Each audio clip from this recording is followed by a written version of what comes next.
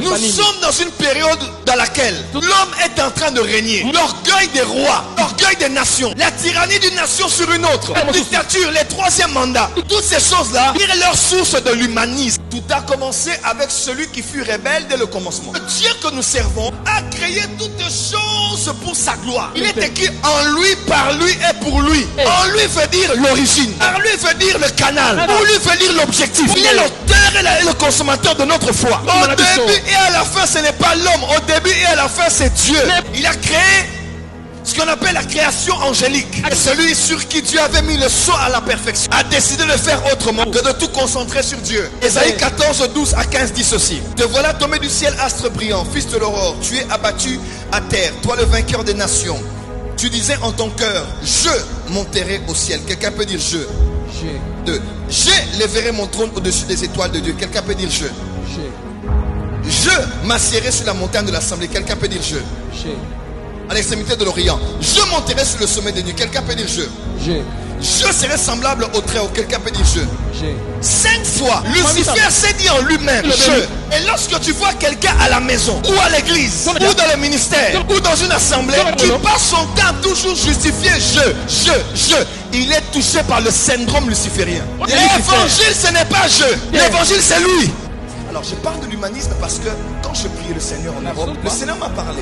Il m'a parlé de ce courant philosophique, cette religion même, ce mode de vie selon lequel l'homme est mis au centre de tout, au point d'oublier le Dieu qu'il a créé. Mais ce courant a continué jusqu'aujourd'hui. Il a pris certes plusieurs formes à travers le temps, mais il reste le même. Je le vois dans nos politiques, je le vois dans nos médias, je le vois dans la science, je le vois même à l'église. C'est l'homme qui est mis au centre de tout. Le problème n'est pas de mettre l'homme au centre. Parce que même à l'église, même dans la société, nous travaillons pour les hommes, travaillons pour les humains. Vous devez savoir ceci. À vrai dire, l'homme ne doit pas être le centre de tout, mais l'homme doit être le canal de tout. Un canal n'est pas la finalité. Un canal n'est pas forcément le commencement. Il est le conduit qui peut relier deux pôles. L'homme n'est pas un problème, mais tout ce qui se fait pour l'homme n'a pas pour terminus l'homme. Les disciples de Christ sont venus voir Jésus. Ils ont dit Seigneur, prends-nous à prier comme Jean a appris à ses disciples. Et Jésus a dit je vais vous enseigner d'où est-ce que ça commence et d'où est-ce que ça termine. Numéro 1, notre Père qui est dans les cieux, que ton nom soit sanctifié. On parle du Père, on parle de son nom. Que ton règne vienne, on parle de son gouvernement, sa volonté. Que ta volonté soit faite sur la terre comme au ciel.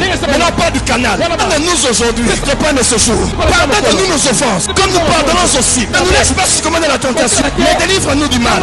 Car c'est à toi qu'appartiennent pour des siècles et des siècles le règne, la puissance et la gloire. Jésus est l'auteur, est le consommateur de notre foi. Le monde dans lequel nous vivons fait la promotion d'un courant qu'on appelle humanisme, mais qui porte d'autres noms.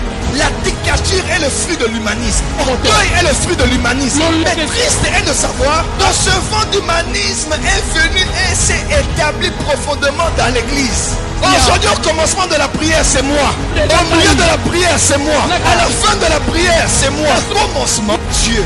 Jean 1, verset 1. Commencement était la parole. Elle était avec Dieu. Elle était Dieu. Au commencement, ce n'est pas toi.